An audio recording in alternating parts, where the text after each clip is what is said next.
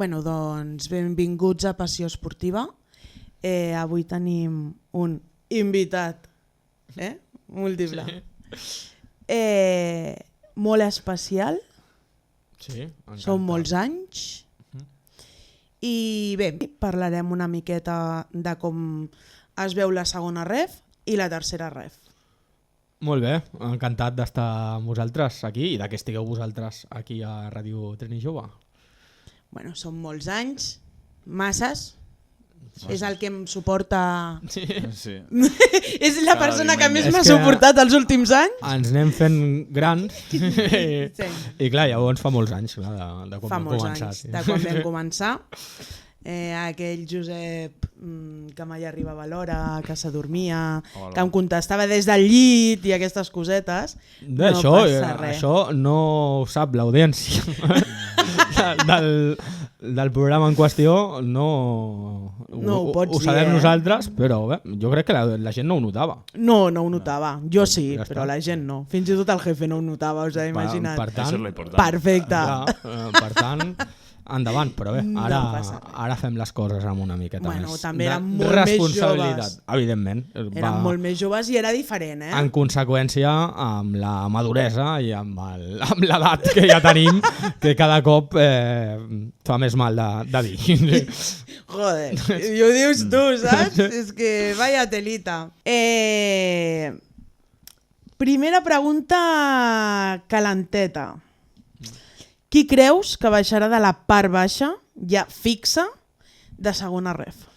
Pregunta complicada. Aviam, complicada no, perquè hi ha dos equips que ja estan, no? El Mallorca ve, precisament, a causa de la victòria del Sant Andreu diumenge passat, bé, no a causa d'aquesta victòria, sinó de la trajectòria que porten durant tota la temporada, però es va confirmar diumenge amb els resultats que hi van haver aquest descens matemàtic del filial del Mallorca, que a mi la veritat no acabo d'entendre aquesta deixadesa que té un club com el Mallorca, que a més va prou bé, no? a primera amb el filial, i el Badalona Futur, que jo crec que és una crònica d'una mort anunciada des del minut... És que des de la pretemporada, quan a la pretemporada no sabíem ni on estaven fent la pretemporada, doncs ja ens podíem imaginar com acabaria això. A mi, personalment, el que em sap greu una mica és que s'hagi utilitzat el nom del Maresme per no sé exactament què, per vendre fum a no sé exactament on,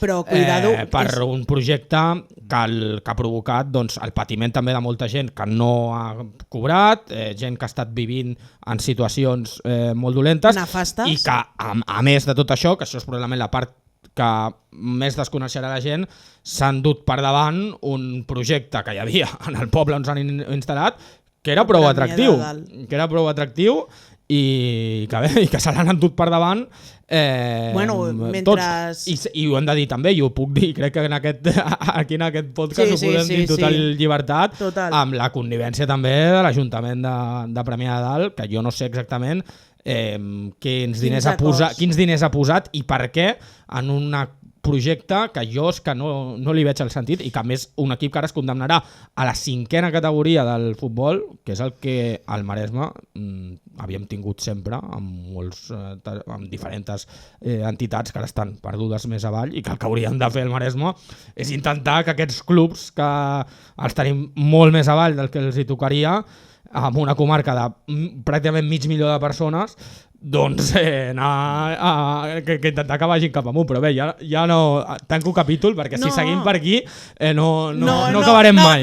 No, però a part d'això, que això ho hem comentat diverses vegades, no? És que el Badalona Futur està utilitzant els jugadors de tercera cat, convocant-los sense avisar a l'entrenador, fent fitxa de l'equip, amb la qual cosa ja no poden tornar a jugar amb el d'allò sense... és una mica la problemàtica a la que em referia. No?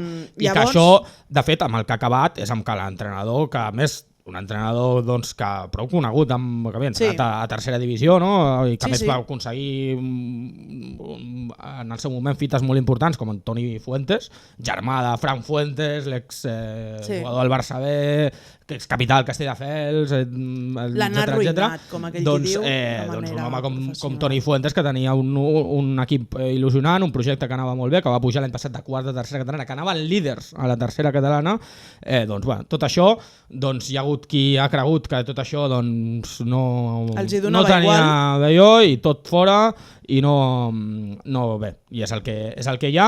I bé, tornant una mica a la segona federació, doncs en el cas del Badalona Futur no és matemàtic encara el descens, però es concretarà aquest cap de setmana, si no hi ha un autèntic miracle. Revolució. Perquè de fet no depèn ni d'ell, si a l'Olot, que a més tots ho desitgem perquè volem que l'Olot es salvi, si l'Olot guanya el seu partit davant l'Elche Licitano, automàticament el Badalona Futur ja estarà descendit matemàticament. Correcte. Per tant, doncs... Veus, a mi en canvi el que em sap greu és que l'Olot hagi de jugar al play-off per la permanència. Ja ho veurem. Jo crec que té opcions. Home, el partit aquest diumenge és molt important perquè si el guanyen poden posar en problemes equips que estan una miqueta més per damunt i bé, i a més hi ha un altre tema, juguen al play-off els 4 pitjors tretzens dels 5 grups, per tant n'hi ha un, el millor tretzè, que se salva directament i aquesta setmana, si mirem els punts que porten els tretzens dels 5 grups, el que té més punts és l'Olot. Per tant, qui aconseguiria la permanència matemàtica sense haver de jugar al play-off a dia d'avui, i així ho desitgem i esperem que acabi sent així, seria l'Olot. Per tant, doncs, en aquest sentit, jo sóc optimista. Hem dit Badalona Futur Mallorca B ja estan fora. No sóc optimista. El diumenge ho veurem in situ en el camp, al Cornellà. No sóc optimista amb el Cornellà perquè jo crec que el Cornellà, el dia que Albert Garcia va rebre la trucada de l'estranger, aquell dia pràcticament es va condemnar el Cornellà, perquè quan un equip va molt malament reacciona amb un nou entrenador i aquest nou entrenador anant a l'equip B marxa, jo crec que és molt difícil que una tercera persona agafi això i pugui mantenir-ho si la primera no ho aconseguia, no? Creus que i el Lopo no ho ha aconseguit. Creus que hi ha problemes interns? Això es diu. Bé, jo no tinc informació suficient com per opinar. Home, alguna cosa passa quan un equip perd la categoria, no? La primera federació en aquest any l'any passat, baixa de categoria i aquest any doncs, torna a estar lluitant per la permanència i a més en les primeres jornades amb uns resultats molt dolents. Molt dolents. I crec, i sé que aquí m'estic ficant en territori que no deveria, no? Però em dona igual. Tenen un preparador físic molt bo, del qual la temporada passada va estar al Manresa.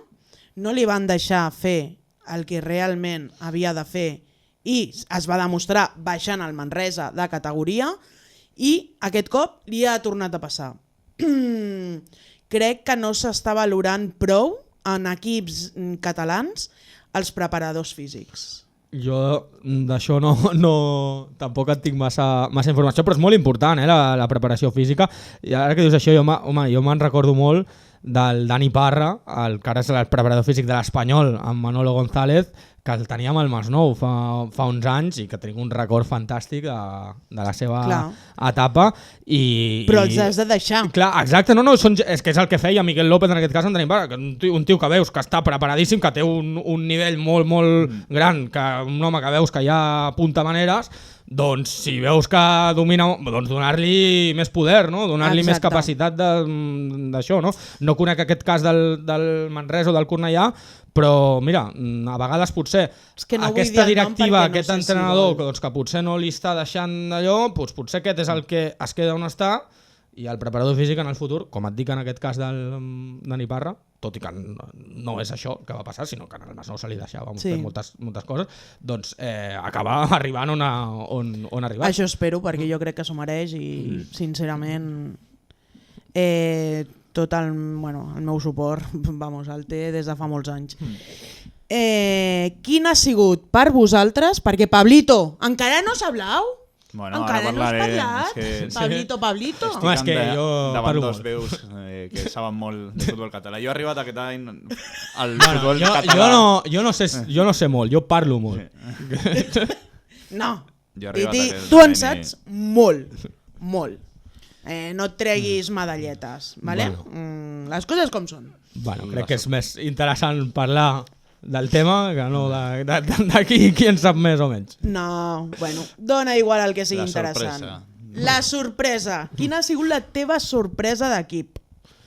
En positiu o en negatiu? D'equip. Un en positiu i l'altre en negatiu, però dels catalans, eh? Però parlem de segona federació, De segona encara. federació en concret. Home, aviam, sorpresa positiva, l'Europa, sense cap dubte, perquè qui hagués dit a l'estiu, no? Se'n va l'entrenador, se'n van els millors jugadors, Bueno. no? Els que havien destacat més, no els millors, però potser els que sí que havien destacat més, els que semblava que tenien més futur, no? Doncs se'n van, opten per anar aquí, no la majoria, traient alguns casos, no categoria superior, sinó equips on projectes on hi havia més recursos, no? Això és pel que han optat molts dels jugadors que van marxar de l'Europa. Arriba un nou entrenador, que sí, que és Adai, no? Que té un jugador de primera, però que no tenia experiència en la categoria, i que només tenia l'experiència de l'escala, no? Sí. I fa aquest rendiment espectacular. A més, no havent començat massa bé, no amb una mica de dubtes, i al final fent una segona volta espectacular. Sorpresa positiva, jo crec que no hi ha dubtes que és l'Europa. I negatives en aquesta segona federació és que tenim una llista, hi ha molts candidats, perquè, home, està reaccionant i jo crec que ho agraeixo, no? El Sabadell en les últimes jornades està reaccionant. Per mi és la decepció, Però lamentable la temporada del Sabadell, la veritat. I la del Terrassa, que estava en playoff i ara estan a punt de baixar de categoria. I un altre que per mi està fent una temporada molt fluixeta és el Lleida. El Lleida, tenint en compte qui ha estat a primera, la veritat. I a més el Lleida, que l'any passat tenia unes xifres boníssimes. El Lleida l'any passat va fer una grandíssima temporada. L'únic problema que va tenir és que va perdre tots els duels directes contra els 4 equips amb els quals estava jugant el playoff i la Lliga. Va perdre tots els duels directes. Si només que en els duels directes hagués sumat un parell hagués estat campió l'any passat. El Lleida jo crec que va fer una molt bona temporada l'any passat, i a més era un equip molt sòlid, que els partits a casa, diguéssim, contra equips de la zona mitjana-baixa els treia sobradíssim, i aquest any jo no ho esperava, la veritat. Igual que del Sabadell també esperava moltíssim, del Lleida, jo dels equips catalans, jo recordo tertúlies que fem amb el Ricard Vicente al començar la temporada, i jo deia, home, Lleida i Sabadell, per mi els candidats a lluitar a la Lliga, amb una altra de les decepcions que per mi és l'Atlètic Balears, que encara està a temps, però que ha hagut de canviar d'entrenador i que no han anat bé. De fet, podríem dir els 3 favorits, no, a principi de temporada, Sabadell, Lleida, Atlètic Balears, tots 3 han canviat d'entrenador. Sí. Ahir mirant una mica quan es va jugar el derbi Europa Sant Andreu, quan van jugar aquests dos, el Lleida estava líder les primeres 10 jornades, així va arribar a estar líder, i ara està on està. Ha baixat de cop. I recordo abans del Nadal que vam fer el partit del Lleida al camp de l'Europa, que va guanyar el Lleida molt bé, amb una imatge molt solvent, quan a l'Europa estava en una situació de dubtes, i va guanyar i semblava que hi havia una diferència de qualitat, d'experiència, de tot abismal, no? Entre els dos equips, i qui ens anava a dir res, 3-4 mesos després, que pràcticament a l'Europa ara mateix és inabastable. Ara mateix és inabastable a l'Europa amb les jornades que queden pel Lleida. Sí, completament. Aquests han sigut els teus punts, no? Més...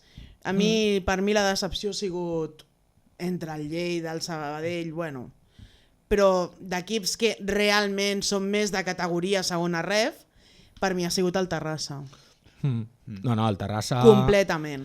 El Terrassa és veritat que va tenir una meitat, o sigui, una fase de la temporada, no l'inici, sinó una reacció molt bona, que semblava... Hi havia un moment que pensàvem fins i tot compte que pot ser candidat a ser campió, però s'ha enfonsat. És un equip que jo no sé exactament què és el que passa. Ara, de fet, una mica trist, no? Però va anunciar l'altre dia el club a les xarxes que està en venda. No? Que està en venda. I això és una cosa que no sé si l'havia... Jo, almenys a Catalunya, no l'havia vist mai. No? Un equip que anunci ell a les seves xarxes que està a la venda, no? I bueno, una situació doncs, que no deu ser còmoda per ningú. Ja, o sigui, a mitja temporada falta 6 partits que estan només 5 punts a sobre de l'Olot, que tampoc estan ahí tan tranquils i no sé, a mitja temporada... Això em referia jo quan deia, abans parlàvem de la 13a posició i de l'Olot, això em referia jo que compta perquè els equips aquests que venen amb mala dinàmica compte perquè, i que a més els que no s'ho esperen, no, d'estar baix, aquests finals de temporada poden patir. Bueno, i ara passem a tercera federació. La sorpresa. Aquí és difícil, més difícil de triar. Ara mateix, sorpreses negatives jo crec que són evidents. També n'hi ha unes quantes. Que hauré de corregir. I més. Hauré de corregir. Sorpresa negativa, podem dir, l'àrea metropolitana de Barcelona en general. O sigui, tot ella. Sí, bueno, que haig de corregir que sí, que porto ja setmanes dient que el Prat va baixar just aquesta temporada. No, va ser l'anterior. Sí, però bé, com es va jugar el play-off una baixada de rendiment claríssima. Sí, és que jo veig un Prat molt diferent de la temporada passada aquesta. Sí que és veritat que és el que m'està comentant abans, no? Que porto liada tots aquestes setmanes i perquè el Prat havia estat molts anys, molts anys a segona B i després a segona federació i a més un equip que cada any era el candidat, recordo l'època Pedro Dol era candidat a baixar sempre cada any i Pedro Dol era al final de temporada aconseguia salvar-lo i clar, després de tants anys doncs clar, un Prat que no sé què ha passat aquest any, la veritat. Jo crec que no ens ha pogut trobar el seu lloc. No sé. Des de que va marxar Pedro Dolera, jo crec. Bé, però l'any passat va fer una gran temporada el Prat, perquè un Prat que baixa de segona federació i a la tercera que canvia l'entrenador, o sigui, va optar per pujar molts jugadors del filial, que ho estaven fent molt bé, el filial que havia pujat a primera catalana. Fan un equip molt auster, comparat amb el que havia sigut abans el Prat, amb molts jugadors que no devien cobrar les xifres, potser, per exemple, els jugadors de l'Hospitalet o del Badalona, no? I ho fan molt bé, aconsegueixen rendir des del primer dia.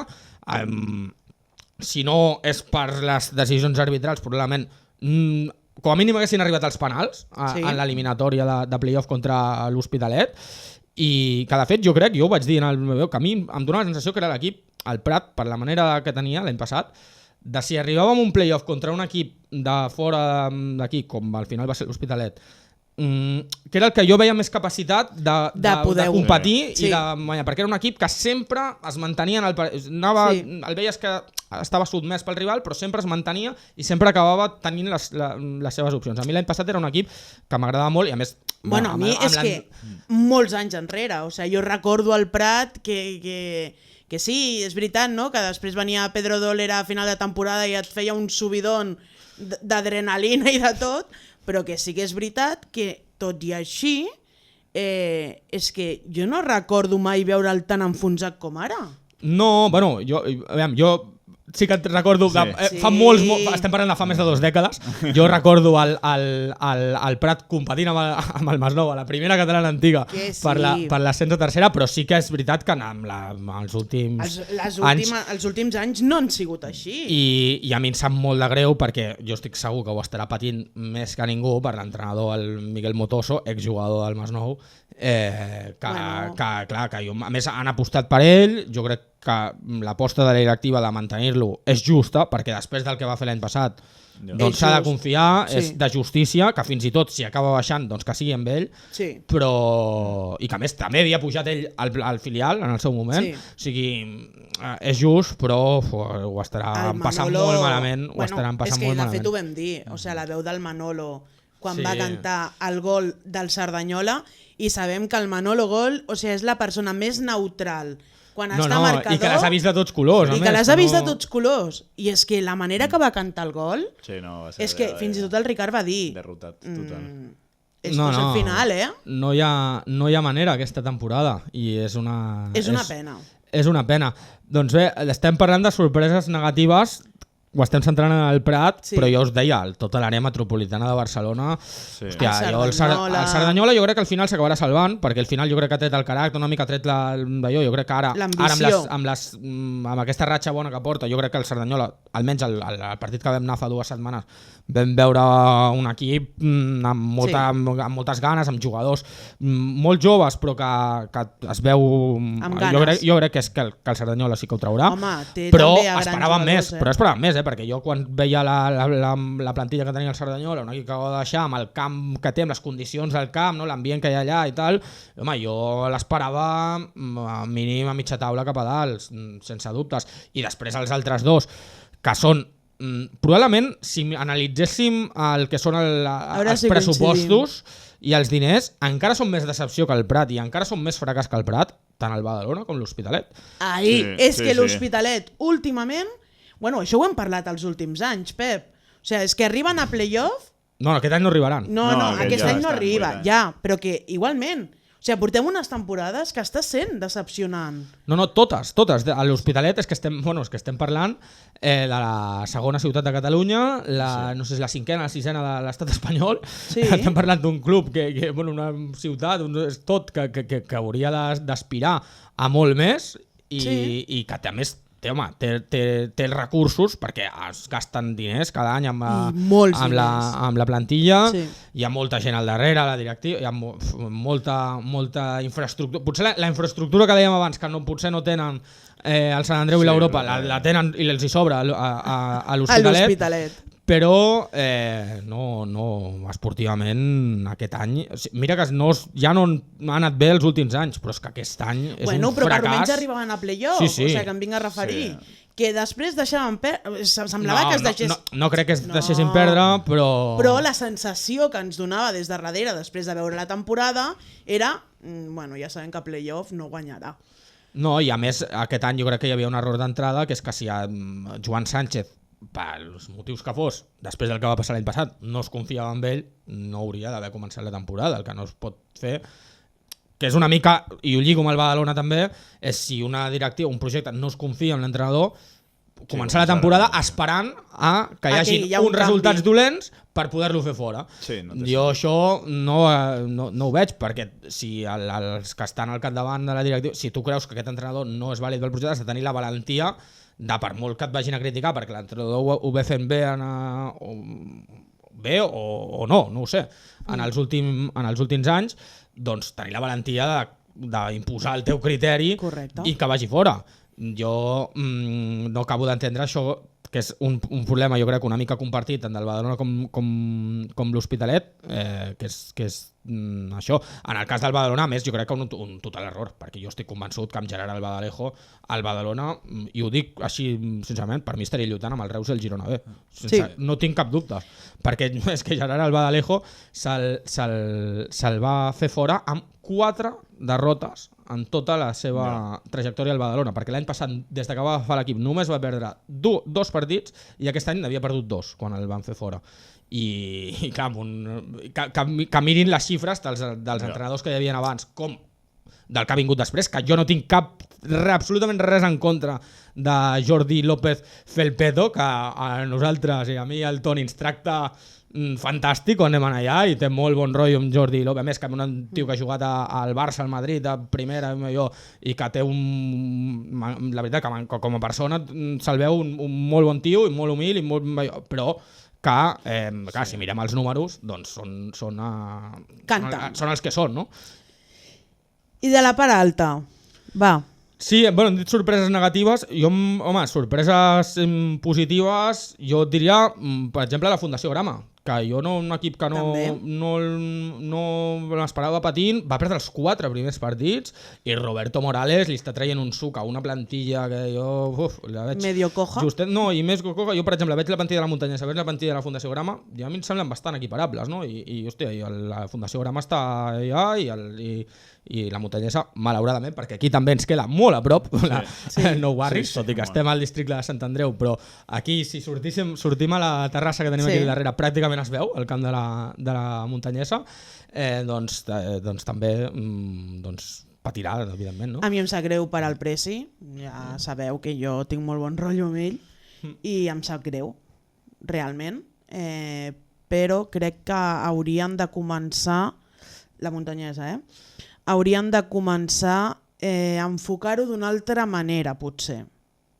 No sé com ho veus. És difícil perquè hi ha el problema de la Muntanyesa és que hi ha pocs recursos. Correcte. I tenen els dèficits i és molt difícil un club com la Muntanyesa que pugui tenir els recursos suficients com per poder-se plantejar alguna cosa més que salvacions heroiques com les que han aconseguit en els últims anys, traient l'etapa en la que s'hi va posar un inversor que no sabíem molt bé d'on sortia i on el tema va acabar molt malament. Però afortunadament després han sapigut tornar al lloc on eren i veurem com acaba aquest any. I dèiem també de dalt sorpreses positives. Bueno, el Reus més que sorpresa jo l'esperava allà, perquè si mirem, a la plantilla, pràcticament tots els jugadors han jugat en categories superiors, tenen molts jugadors que havien jugat amb el Reus, amb el propi Reus, a segona divisió. Sí, per tant, això sí que és veritat. Hi ha jugadors que se'ls nota un punt més. Se'ls vam veure el diumenge passat. Ricardo Bad, Alberto Benito...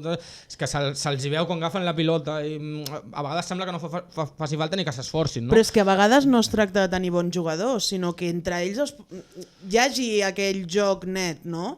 Llavors, jo per això, per mi ha sigut la sorpresa, perquè realment no tenien l'equip construït com a tal. Però jo crec que quan la inversió és tan important, quan hi ha una idea de club tan clara, quan tot va aquí, jo la veritat ja me l'esperava el Reus així.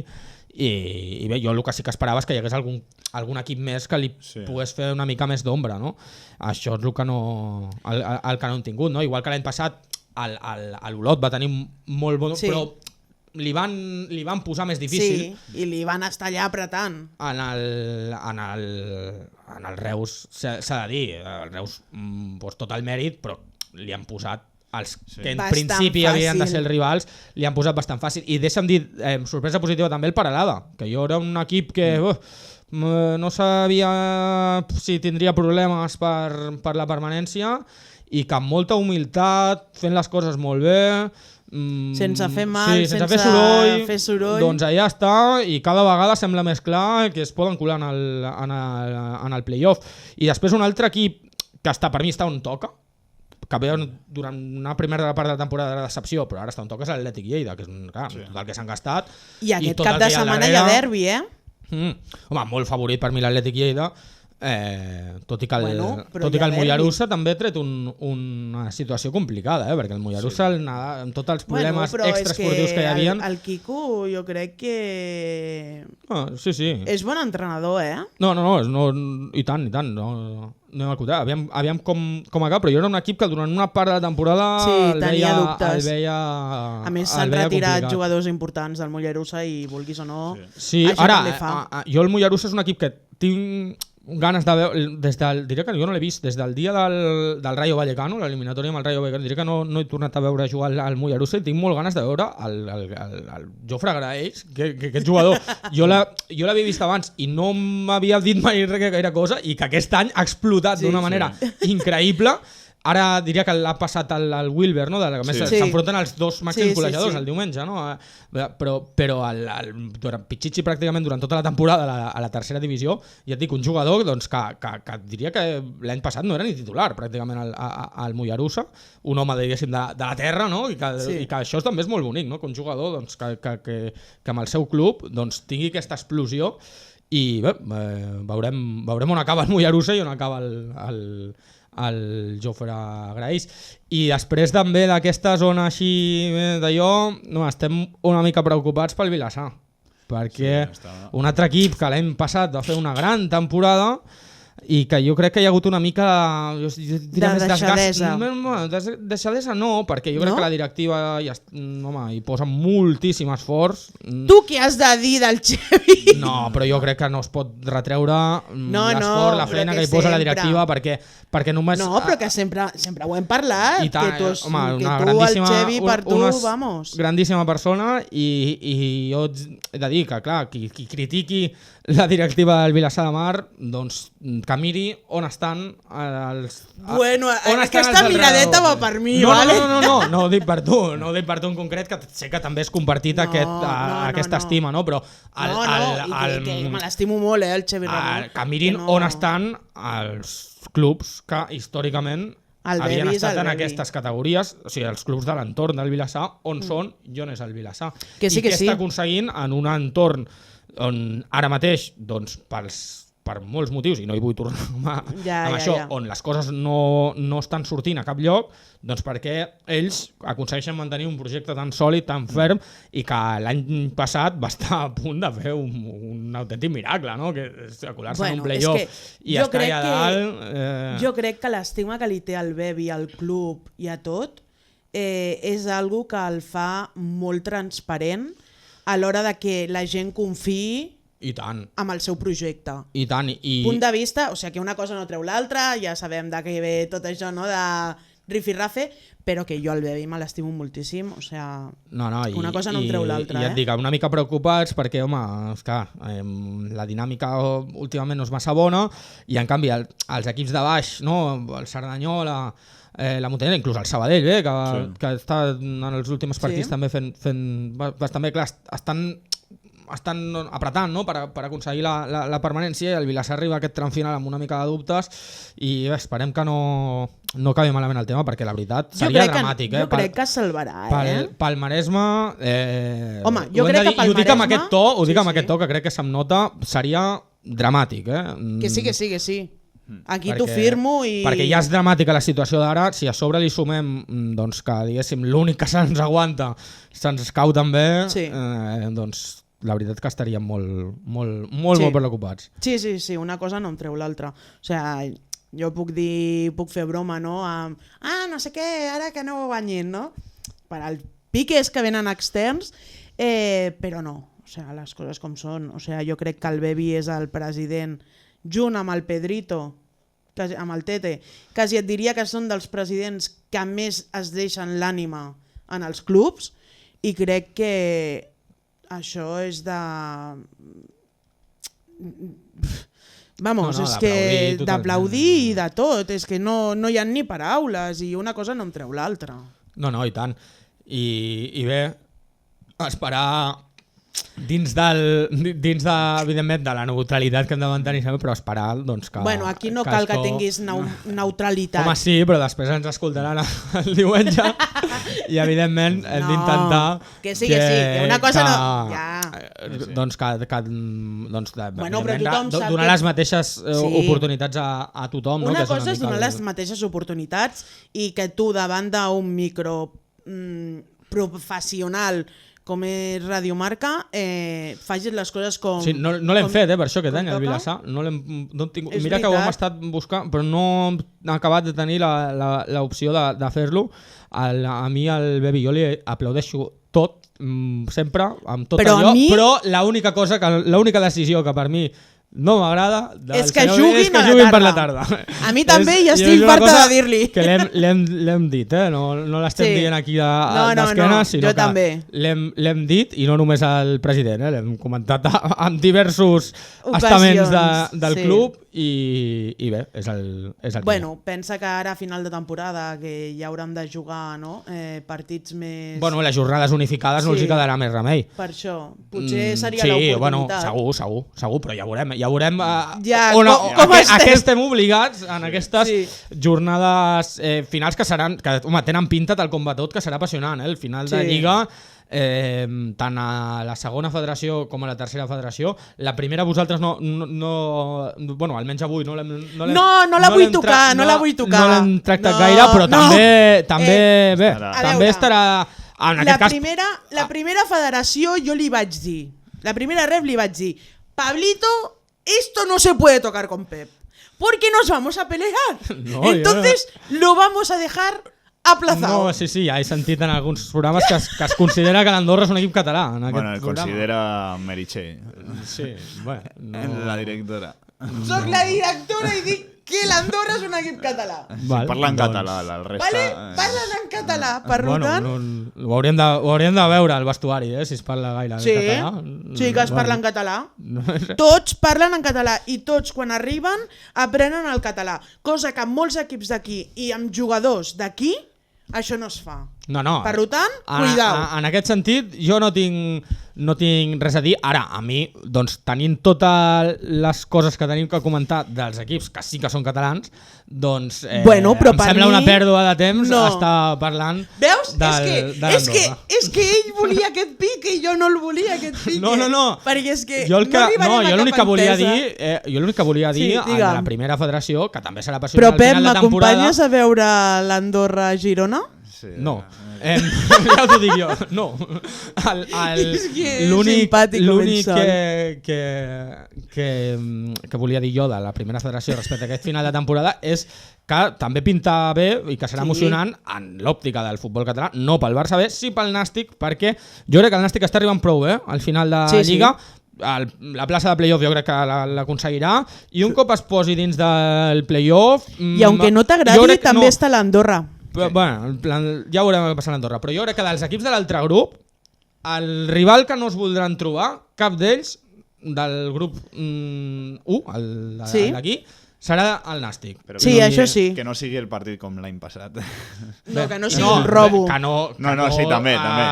Que si el Nàstic aconsegueix l'ascens a la gespa, que no hi hagi ningú encarregat de treure-li o de fer que el partit duri fins que el rival l'aconsegueix. No ens remuntarem ja a l'any passat, però ja et diria això, no? Que en positiu...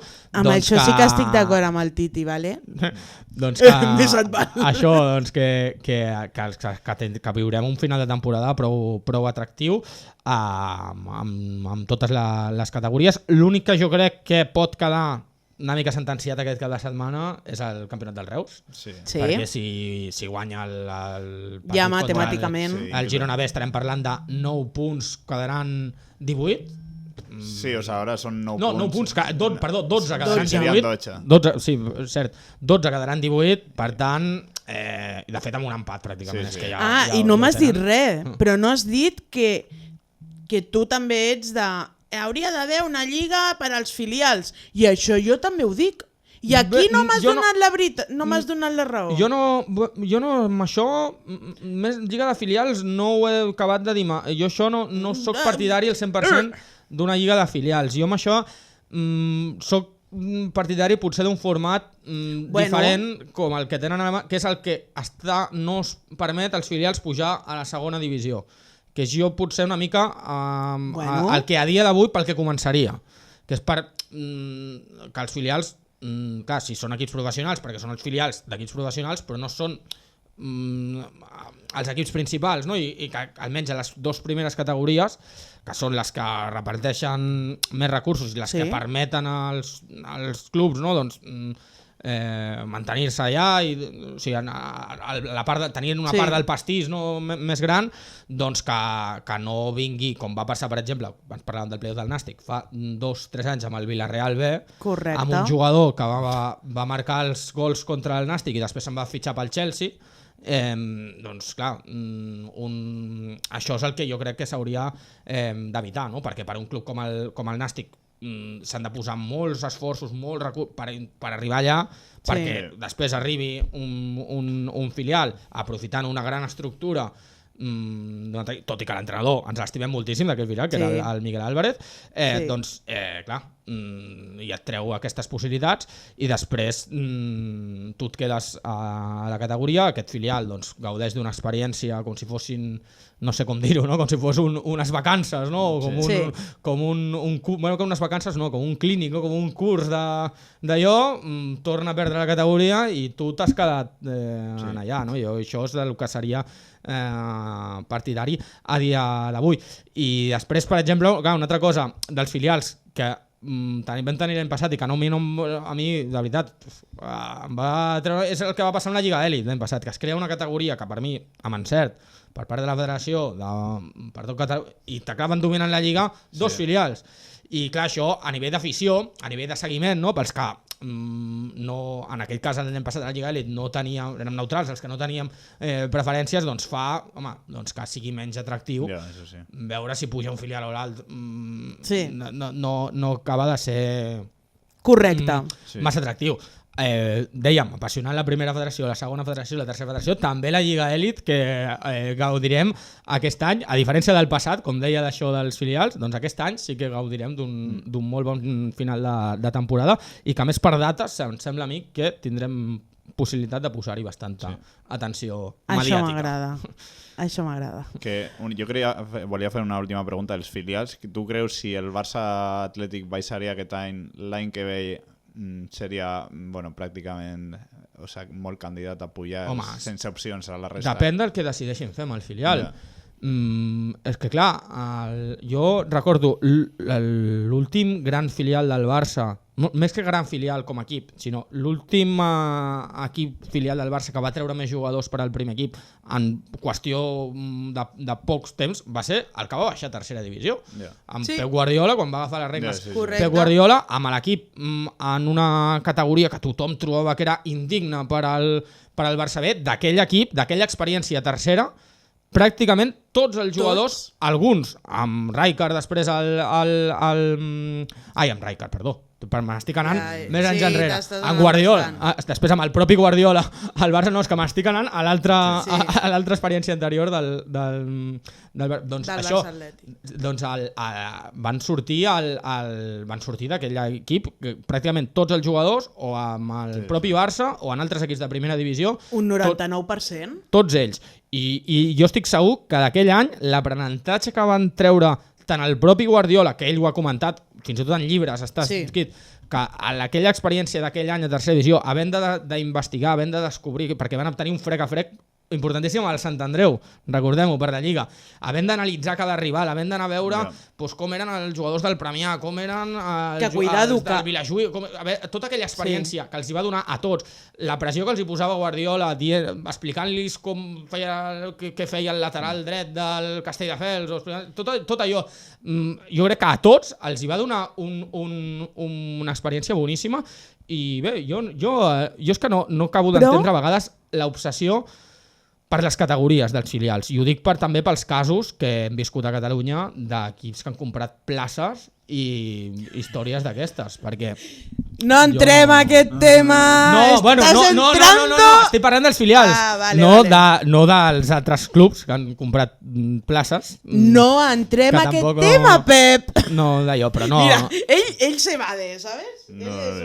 Però i a més també, una altra cosa que per exemple estem veient, el Girona B, jo crec que té jugadors que acabaran amb molt de futur, si no al primer equip del Girona, amb altres equips, un Girona B que està a tercera, i hi ha jugadors, evidentment, és molt difícil consolidar-se a primera divisió, però que han anat pujant i que ho han fet molt bé, i jo crec que no, tampoc és un dèficit tan gran estar a la tercera federació, la veritat. Jo no ho acabo de Però escolta'm una de cosa, veure així. veus? I a vegades s'han Però posat escolta'm, molts calés per coses que després... com es nota que aquí és el jefe, que no em deixa parlar. Digues! No, ja he acabat. No, com es nota que aquí molts equips que s'han deixat molts calés? No, dic que ha passat, no? Que ha Sí. estat molt calés amb tenir pel filial, per tenir-lo més... I després veiem que no... Jo, per exemple, lo del Mallorca B d'aquest any, jo no ho entenc. O sigui, després l'any que ve no sé quina idea tindran pel filial, però jo no entenc el fet aquest que la inversió no sigui constant, és a dir, o hi optes i vols creure i vols tenir jugadors de la cantera o no.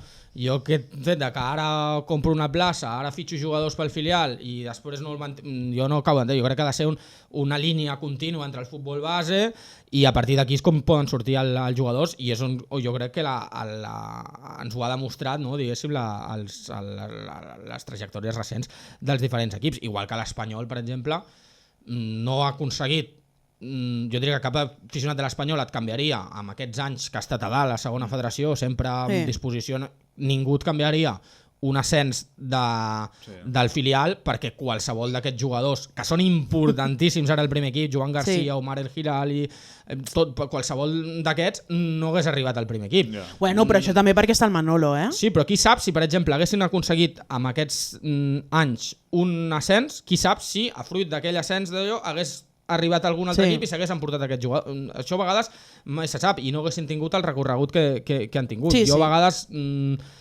aquests ascensos no... Home, recordem el Villarreal B a un Tiberos, jo què sé, fitxant a jugadors de 27 anys només per mantenir la segona divisió. Sense sentit. O, per exemple, sense parlar abans, el cas del Girona B, quan van agafar el Paralada, que també van fitxar molts jugadors de la categoria que no s'entenia exactament quin era l'objectiu, perquè no eren jugadors que, evidentment, és que ni per tema de fitxa podien jugar amb el Girona, i que allà va haver-hi una inversió gran que no s'entén. Sí, que no s'entén perquè no sabem quin era l'objectiu, però bé, d'aquell conveni i de com es va trencar de les indemnitzacions posteriors, doncs també ve una mica l'èxit que està tenint el Paralada aquest any allà. Doncs què t'anava a dir? Deixarem ja la tertúlia perquè crec que... Se'ns està fent llarga. És que al Josep li dones el micro clar, jo parlo molt. Ja ho sé. Ja ho sé, no, jo l'únic... I a més d'aquests temes, clar, si em preguntes de... L'únic referent... No, sí, ja, no abriremos el cajón. L'únic que sí que puntualitzaré és el que feia Guardiola, no? D'anar a veure partits i tal. Actualment només ho he vist amb el Girona. L'entrenador està del Girona primer equip, El Mitchell. El Mitchell està a tots els partits que pot i més del planter. També està el seu fill, Joan? Dona igual. Dona igual. No, però sí.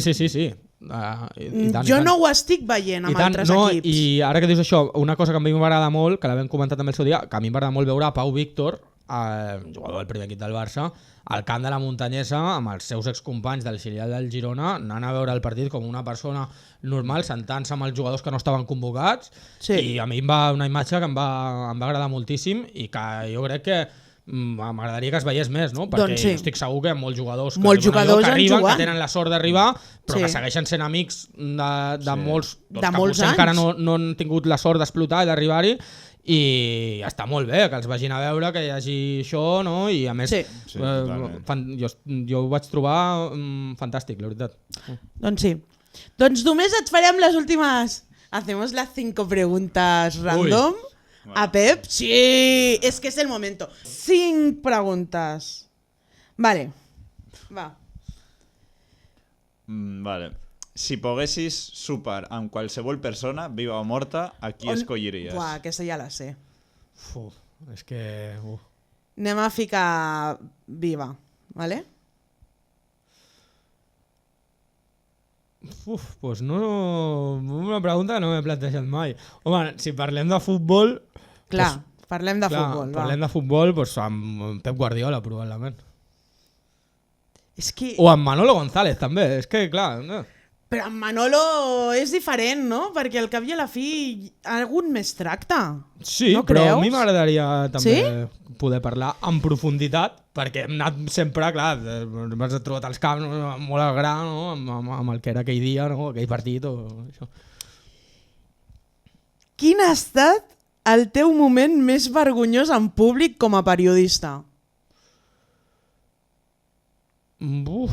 Hauria de pensar-ho, doncs probablement, mira, ara que estem aquí a la Trinitat Vella, probablement el primer programa que vam fer aquí de la Festa Major de la Trinitat Vella,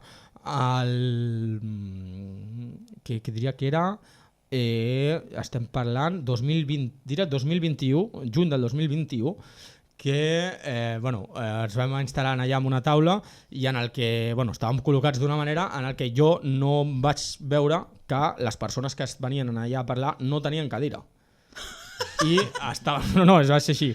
Va ser així. I algunes d'elles es van posar fins i tot de genolls per no haver d'esquena, sinó el micròfon, no? I va ser...